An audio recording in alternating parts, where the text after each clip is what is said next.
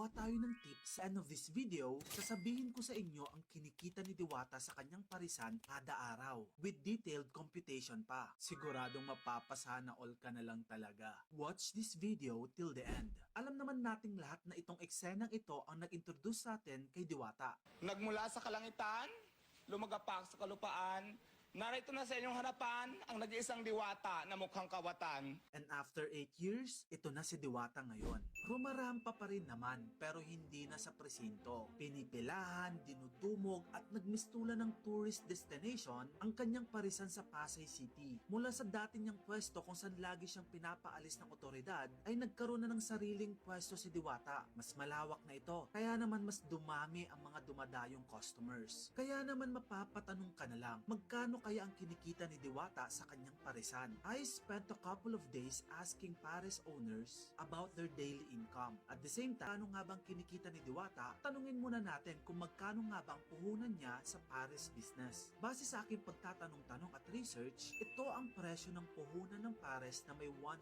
servings. 2,624 pesos. May 4 na kilo na yan ng karne ng baka at 2 kilo ng taba. Of course, kasama na din dyan yung iba pang ingredients.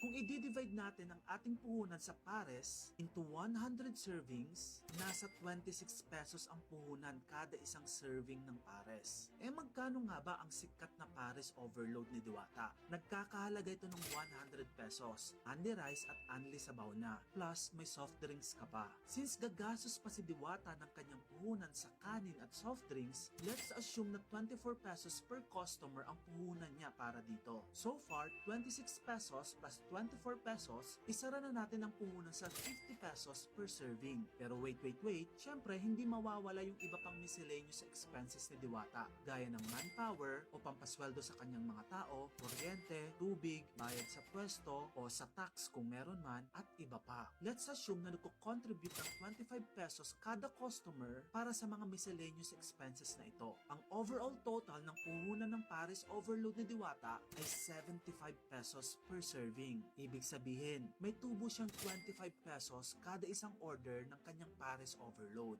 Pero ang mas importanteng tanong, nakakailang customer nga ba si Diwata sa kasalukuyan? Dito papasok yung nakuha nating tip mula sa isa sa mga staff ni Diwata na nakuusap ng aking kaibigan through chat. According to her, nagre-range sila ng nasa 1,600 customers every weekdays. At tuwing weekend naman ay umaabot sa 3,000 customers si Diwata kada araw.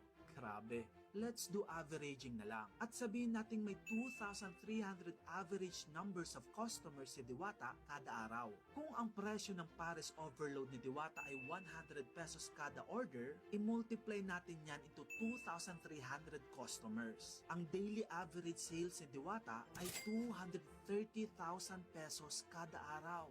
Grabe yun. At kung 25 pesos naman ang kanyang tubo kada isang order, multiply to 2,300 customers in a day, tumutubo si Diwata ng 57,500 pesos kada araw.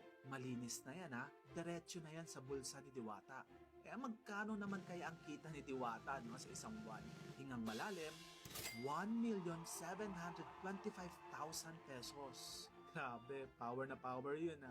Kahit pagawin pa nating mas conservative ang ating estimate sa puhunan ni Diwata, aabot pa din talaga sa milyon ang malinis na kita ni Diwata kada buwan. And take note ha, hindi pa kasama dito ang iba pang offerings ni Diwata, gaya ng fried chicken, barbecue, longganisa at iba pa. Wow!